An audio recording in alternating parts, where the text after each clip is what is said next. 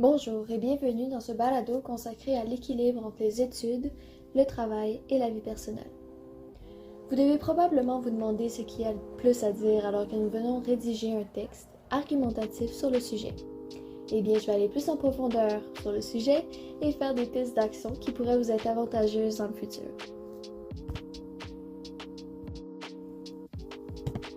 Être capable de concilier son temps devient un vrai enjeu dans notre société. Bien qu'on puisse croire que ce sont les adultes qui l'ont le pire, l'horaire des étudiants ne fait que se remplir au fil des années et risque certainement de déborder. À travers les études, le maintien d'un travail, la cultivation d'amitié, le temps des jeunes adultes est complètement rempli et compliqué à gérer. Mais honnêtement, ça peut être facile après avoir appris à concilier son horaire. Première étape, identifier ses priorités et ses objectifs. Afin de faire une bonne gestion de son temps, il est important de prendre en considération les choses importantes pour vous. Faire une liste de ses rêves et ses objectifs personnels aide à savoir si vous voulez être en couple et à quel âge, quel sport vous voulez perfectionner, quelle profession vous fait rêver. Vous pouvez aussi faire une liste d'objectifs à court terme qui vous motivent, tels que faire du bénévolat dans le domaine de vos études.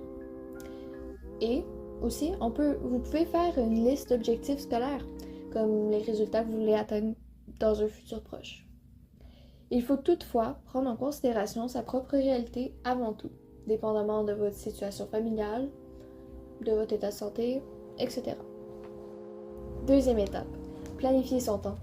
Tout d'abord, soyez réaliste. Il n'y a que 24 heures dans une journée.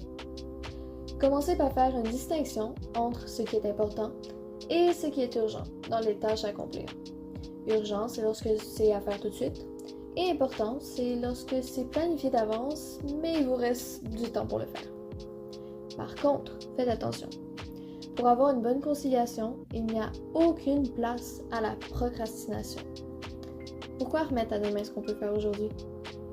Si jamais les charges de travail deviennent trop lourdes, ce n'est pas le moment de se montrer modeste. Il n'y a aucun mal à demander de l'aide, et il y en a encore moins lorsque vous devez dire quelques non si les demandes de vos amis ne rentrent pas dans vos priorités. C'est mieux de montrer cette disponibilité réelle que d'annuler dernière minute. Troisième étape, savoir prendre du temps pour soi. Même si prendre du temps pour soi semble cliché, il est important de comprendre que pour donner le meilleur de soi-même, votre corps et votre esprit doivent être au top. Donc, pour faire cela, essayez d'intégrer des moments de détente dans vos semaines.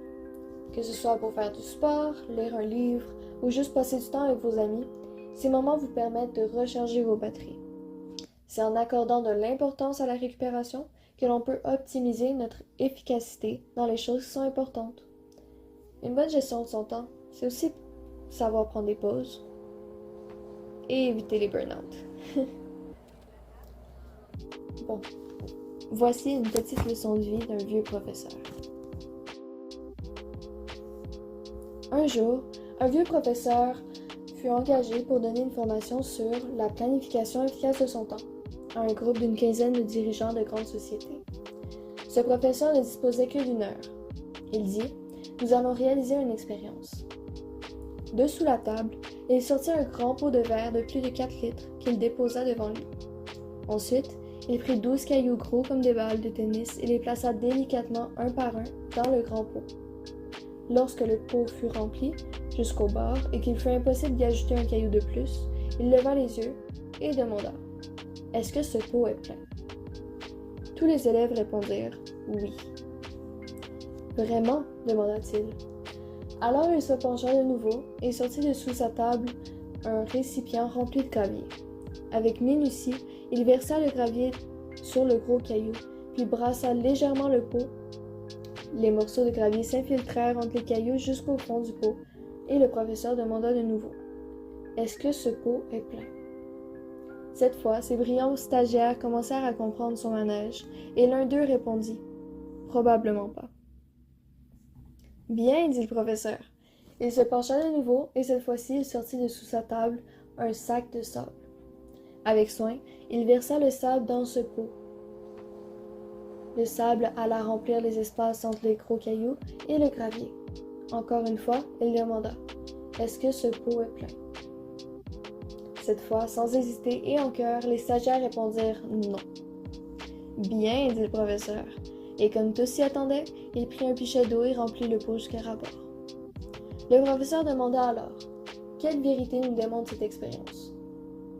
L'élève le plus audacieux répondit « Ça démontre que, même quand on croit que notre agenda est complètement rempli, si on le veut vraiment, on peut y ajouter d'autres rendez-vous, d'autres choses à faire. » Non, répondit le professeur.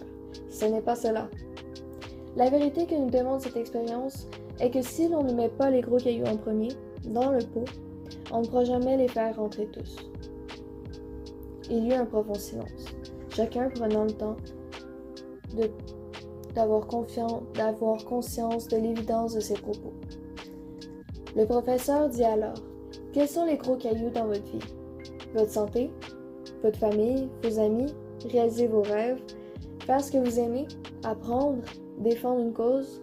Relaxer? Prendre le temps? Jouer à la bourse? Ou autre chose? » Ce qu'il faut retenir, c'est l'importance de mettre les gros cailloux en premier dans son agenda. Sinon, on ne risque pas de réussir sa vie. Si l'on donne la priorité aux broutilles, donc le gravier et le sable, on remplira sa vie de broutilles et l'on n'aura plus suffisamment le temps à consacrer aux éléments importants de sa vie. Alors n'oubliez pas de vous poser la question. Quels sont les gros cailloux dans ma vie? Ensuite, mettez-les en premier dans votre pot. Le vieux professeur salua son auditoire et quitta lentement la salle dans un grand silence. Alors que certains adolescents veulent poursuivre des études plus avancées dans le but d'obtenir un emploi d'importance ou pour approfondir leur savoir, d'autres vont prendre des raccourcis et vont probablement scorer aussi haut que le reste. Certains vont sortir du secondaire et entrer automatiquement sur le marché du travail. D'autres vont prendre une année sabbatique pour voyager, découvrir le monde, se trouver, réaliser des rêves, découvrir une passion. Le temps de secondaire et la vie adulte n'est pas seulement le premier pas vers l'autonomie et la liberté, vers le travail et la famille. C'est un moment précieux que l'on peut prendre pour découvrir nos intérêts et les choses que l'on veut mettre en priorité, les gros cailloux de notre vie.